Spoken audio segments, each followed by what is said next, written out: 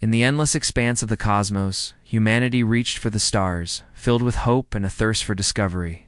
We dreamed of finding new worlds, of meeting other intelligent life, sharing knowledge and building a future brighter than anything we could have imagined. But the universe, in its vast and silent indifference, had other plans. What we found wasn't friendship, wasn't enlightenment. It was war.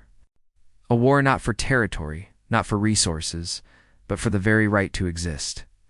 The signal came without warning, a whisper across the void that soon became a roar. They descended upon our fledgling colonies, our outposts on distant moons, and then they came for Earth. They were unlike anything we had ever conceived.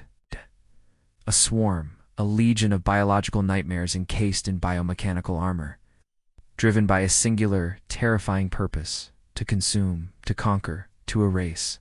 Our cities, once shining monuments to human achievement, became the battlegrounds. The skies, once blue and clear, turned to a permanent, choking twilight of smoke and ash. Every street corner, every building, every shattered window tells a story of a fight for survival. This is where we find ourselves now, on the front lines of a war for our home. The grand strategies of generals and politicians have fallen silent, replaced by the simple, brutal calculus of holding the line. Here, in the skeletal remains of what was once a thriving metropolis, the final act of humanity's defiance is playing out. The air is thick with the metallic temps of shed blood and the acrid smell of ozone from energy weapons. Rusted, overturned vehicles, the ghosts of a peaceful past, are now our only cover. We crouch behind them, our knuckles white on our rifles, our breath misting in the cold, debris-filled air. We are soldiers, yes, but we are also bakers, teachers, artists, parents. We are all that's left. The silence never lasts. It's a fragile, temporary thing, always shattered by the sounds of the enemy. A distant skittering, a chittering that crawls under your skin, and then the charge. They flow over the rubble like a tide of polished obsidian and razor-sharp claws. They don't use tactics as we understand them. They use overwhelming force, a relentless wave of bodies and blades. Their armor, a seamless fusion of chitin and alien metal, glows with an internal, malevolent light. Each one is a fortress, a walking death machine. They leap over barricades with an unnatural grace, their movements both fluid and terrifyingly precise. The ground trembles under their assault, a constant drumming heartbeat of impending doom. Fear is a constant companion here, a cold knot in the pit of your stomach. But we've learned to live with it, to use it. We've learned that courage isn't the absence of fear, but the will to act in spite of it. And so we act. Our response is a torrent of coordinated fire. The air erupts into a deadly light show. Blue and red bolts of superheated plasma crisscross the battlefield, painting fleeting, violent portraits in the dust and smoke. Shot as a prayer, a desperate plea to find a weakness in their nigh impenetrable hides. We've learned their weak spots, the small gaps in their armor, the joints where plasma can burn through. It's a deadly dance of precision and instinct. Sparks fly as our shots ricochet off their carapaces, a shower of incandescence in the gloom. The enemy returns fire with weapons that tear through concrete like paper, spitting emerald shards of energy that detonate with concussive force. Explosions rock our positions, showering us with dirt and shrapnel. The symphony of battle is deafening, the high-pitched whine of charging capacitors, the thunderous crack of our rifles, the sickening thud of plasma hitting flesh, and the unearthly screams of the wounded, both human and alien. In the chaos, heroes are forged, not from grand speeches or medals, but from moments of pure instinctual bravery.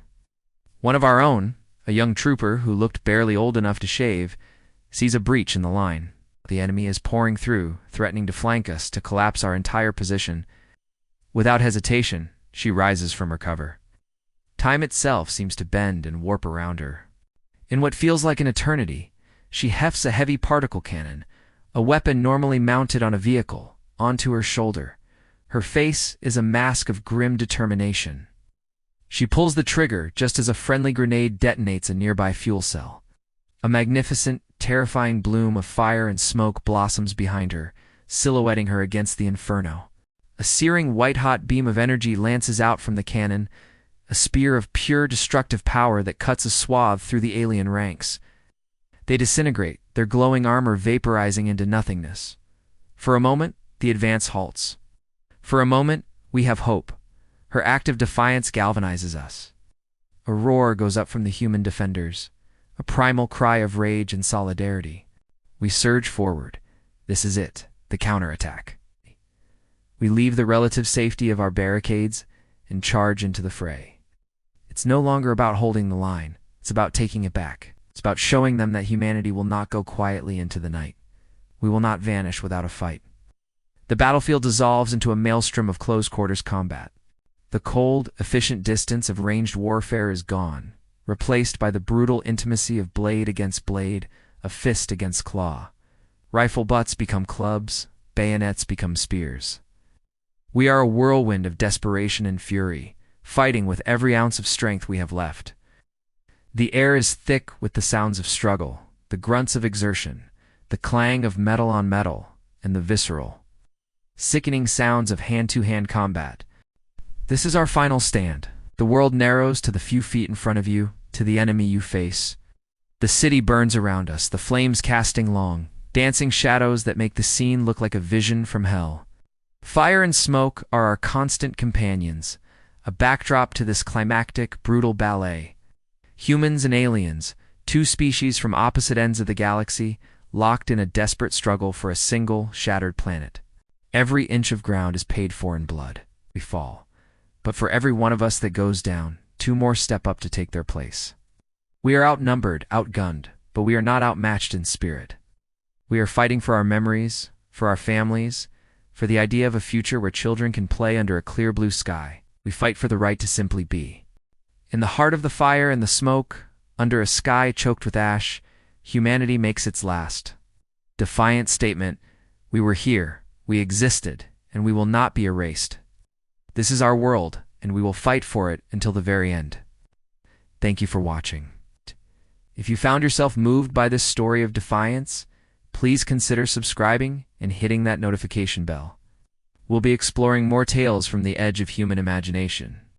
Until next time, stay strong and keep fighting the good fight.